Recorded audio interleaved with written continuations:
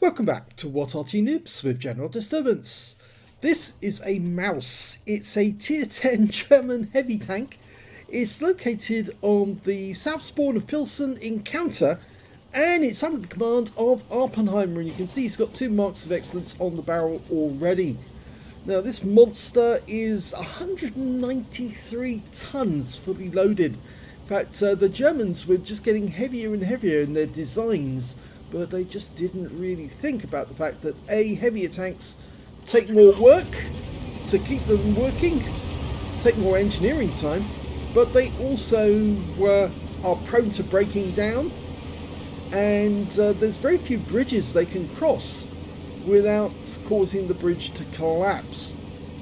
Now this tank doesn't have many weak spots. I'd say it's between the tracks, that area on that lower plate, very small lower plate, and of course the cheeks of the actual turret.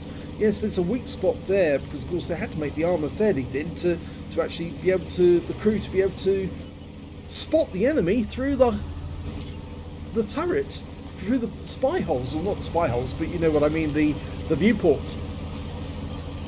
Now the gun is pretty amazing. It's a 128mm 490 Alpha. You might say that that's the standard gun at this sort of like stage. Most of the German tanks tend to carry the 128mm, but of course there are some tanks that have got the 15cm. So, okay, first target's turned up, and it's a Scorpion. Now, he did fire at us, and he bounced his first shot. And there's an enemy mouse just across the factory over there. We've loaded, go for the weak spot, and he gets it straight away. 508, high roll. Now the actual trick with the mouse is actually to turn your turret to one side so you don't expose your weak spot. But you see, Oppenheimer's having absolutely no difficulty with this whatsoever.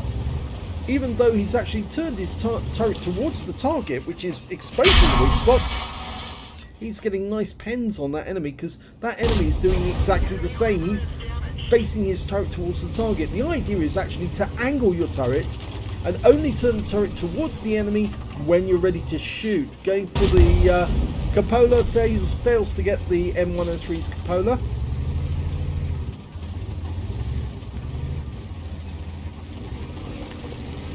.44 seconds, well, 11 seconds.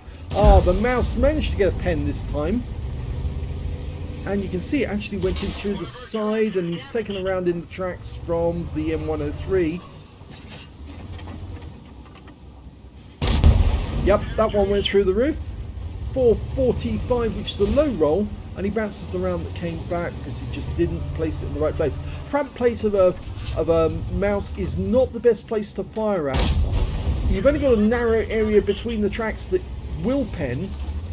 The alternative is to actually try and to shoot on the side of the vehicle, because then it might go through the sides.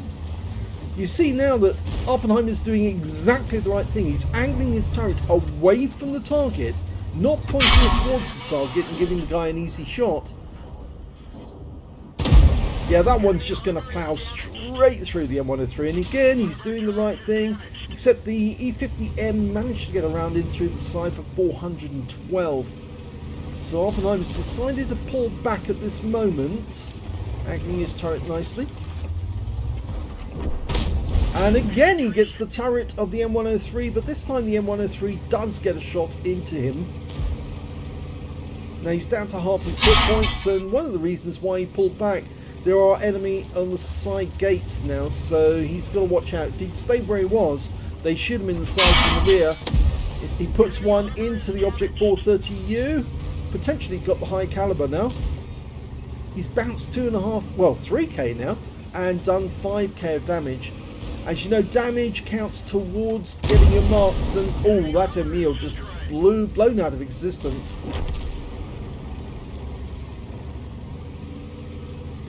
Again, he's pulling back because that M103 is coming around this side. Yeah, he turns the turret towards the M103, knows what's coming, and pulls back, but then sneaks one in as soon as Oppenheimer puts his turret elsewhere. He's now facing that E50M, but oh dear, gets shot in the ass by the M103 on the enemy team and switches to the Batchat 25 ton, and then he's circling through all of his teammates. So he's done a lot of damage in this game, but unfortunately, yes, he did die. Yeah, the enemy heavies seem to be doing fairly well, but they've got more... Oppenheimer's team have got more hit points available now. And of course this AMX 1390 has just found not only the Scorpion G, but also the M53, M55 on the enemy team. And it looks like, yes, he's taking these enemy out and he's got his teammates helping him. But that guy's now in reload, so he needs to scarp it out of there quickly before the Scorpion gets one shot in. But remember, he's got 15 seconds now before he can shoot. And I think that this AMX can manage to get into a position where... Oh, he did take a round there from the Scorpion, but the Scorpion dies. There's only 5 left on either team, but the enemy team has 2 heavies, whereas Oppenheimer's team has 3 mediums and 2 tank destroyers. But they are fairly good they are fairly good mediums. M48 Patton, very good tank. Strip 1030, yep, very good tank. Destroyer. He just took a big hit though. And who's next? Okay, well, cycling through the various tanks. Yes, this is one of the best ones out of the bunch, the Batchat 25 ton, because of that 5-shot autoloader. Now he can do a hell of a lot of damage with his 105mm. The enemy is capping, but I wouldn't worry about that at the moment. They are 1 tank down, and even though they have a T95... Oh, is he looking this way? I'm not sure he is. No, he's not. And in which case, then this Batchat is just going to go to town on him and take him out of the game. There you go. So there's only 2 left now. And that's their mouse and their E50M. And the mouse just took a big hit, but so did the Batchat actually. He just took a round. So, yeah, I think they're going to lose. They've only got half as many hit points as Oppenheimer's team. They've stopped capping. You can see the cap is actually in the central factory. The E50M is outside the factory area.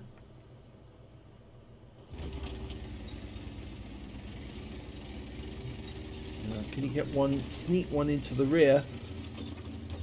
This is where it becomes very useful to have that ability to pull back and then use your right hand mouse key to look around the corner to see which way the enemy is looking. The Batchat's fully loaded now, and there's only the 2 tanks left. The mouse has got, well, he's basically a one-shot. And in fact, oh, there's the E50M. Well, he gets one in.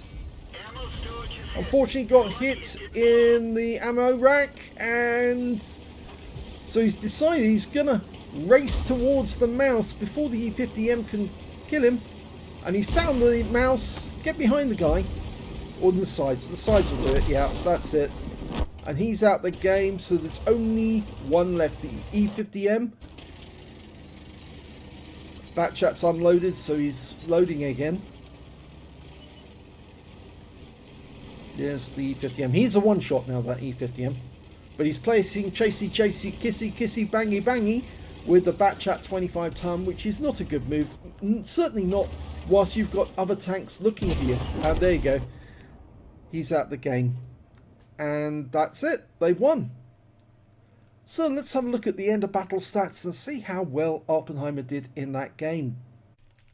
And here's the end of battle results, and that game was only a second-class tanker, but it was enough damage to get the 3rd mark of excellence on the mouse for Oppenheimer.